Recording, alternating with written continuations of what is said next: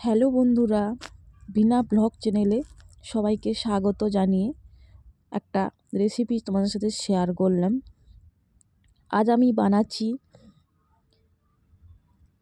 পাঞ্জাবি ছোলে মাটরে বা চানা মশলা। বাঙালিদের মতে বলে কাবলি ছোলার তরকারি। সেটা আমি আজকে বানালাম। এটা রুটির সাথে, পরোটার সাথে বা লুচির সাথে, সবের সাথে এটা খুব ভালোভাবে খেতে লাগে। আমি ছোলাটাকে সকাল থেকে ভিজিয়ে রেখে দিয়েছিলাম, 200 গ্রামের মতন ছোলা। তার সাথে আমি 2-3টে মতন ছোটো ছোটো আলু কুচি দিয়ে দিয়েছি। দিয়ে ভিজিয়ে রাখার পরে মোটামুটি অনেকটাই ফুলে গিয়েছিল।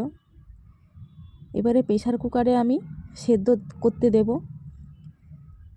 তাতে ছোলা, আলু, 2টো তেজপাতা, একটা কাঁচা লঙ্কা, স্বাদ মতো নুন আর হলুদ দিয়ে ভালো করে প্রেসারটা আমি ঢাকনাটা লাগিয়ে আমি গ্যাসের চুলায় বুস করিয়ে দেব। মোটামুটি 6-7টা সিটি দিলেই হবে।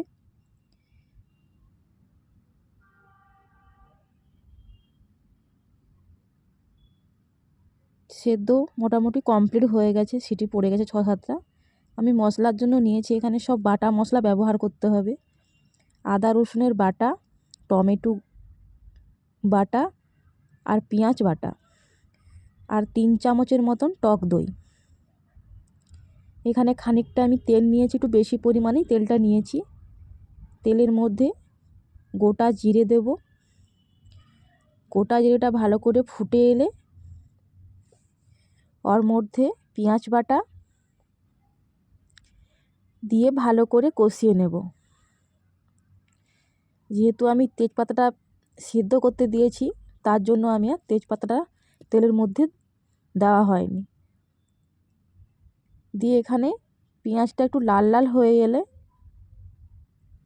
তার সাথে আবার অ্যাড করব আদা রসুন বাটা। আদা রসুন বাটাটা দিয়ে কিছুক্ষণ আদা রসুনের গন্ধটা চলে গেলে ওর মধ্যে দেব টমেটো বাটা। টমেটো বাটাটা দেওয়ার পরে ওটাও কিছুটা নাড়াচাড়ার পরে টমেটো যাতে গন্ধটা চলে যায় সেই মতন একটু নাড়াচাড়া করে তার মধ্যে গুঁড়ো মশলা অ্যাড করব, কাশ্মীরি লঙ্কার গুঁড়ো, হলুদ গুঁড়ো আর জিরে গুঁড়ো দিয়ে ভালো করে কষিয়ে নেব। দেখো একদম লাল লাল করে কষানো হয়ে গেছে। একটু নুন দিয়ে দিলাম যাতে একটু সব উপকরণগুলো একটু গলে যায়, তার জন্য একটু নুন দিয়ে দিলাম। দিয়ে দেখো এপাশে মটরটা আমি দেখে নেব সেদ্ধ হয়ে গেছে কিনা। ছোলাটা দেখে নিচ্ছি হাত দিয়ে, ভালোভাবে সেদ্ধ হয়ে গেছে ছোলা। আর দেখো উপর থেকে তেলটাও এদিকে ছেড়ে চলে এসছে। এবারে ফেটানো যে টক দই রেখেছিলাম 3 চামচ, ওই টক দইটা আমি এখানে দিয়ে দেব। টক দইটা দিয়ে লো ফ্লেমে করতে হবে। দিয়ে ভালো করে টক দইটা একটু মশলার সাথে গলিয়ে নেব। সব উপকরণগুলো ভালোভাবে মিশে গেছে। আর দেখো উপর থেকে এরকমই তেল ছেড়ে এলে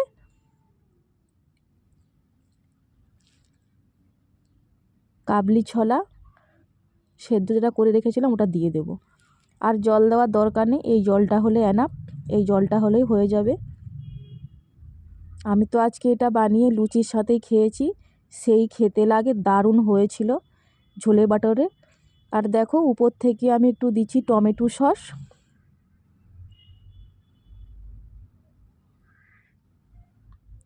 পুরো বিয়েবাড়ির স্টাইলের মতন রান্না করেছি, দারুণ অসাধারণ খেতে হয়েছিল লুচির সাথে।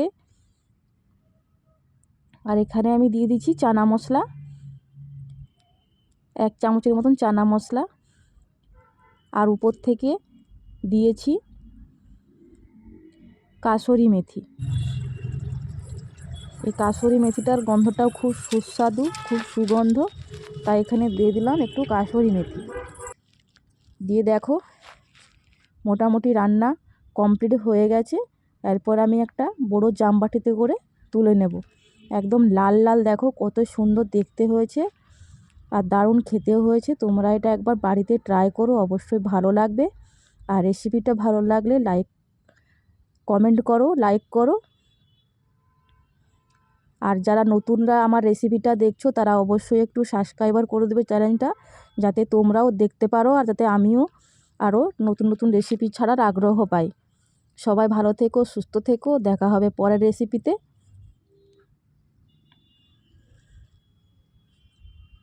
দেখো আমি এখানে লুচির সাথে খেতে বসলাম।